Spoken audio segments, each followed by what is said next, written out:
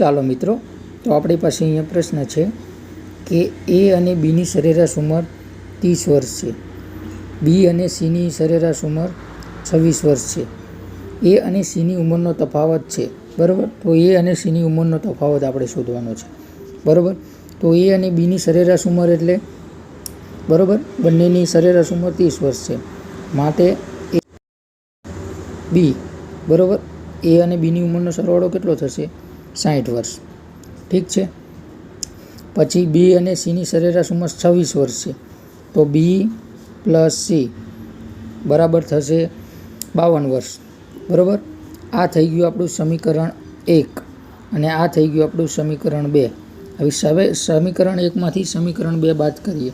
સમીકરણ 1માંથી સમીકરણ 2 બાદ કરીએ તો આ બી અને બી જતા રહેશે, બરાબર. તો આપણી પાસે શું બચશે? એ માઇનસ સી બરાબર 60 માઇનસ 52, બરાબર. તો એ માઇનસ સી બરાબર 8, બરાબર. એ જ પૂછ્યું છે ને આપણને, એ માઇનસ સી બરાબર 8, એ જ પૂછ્યું છે આપણને.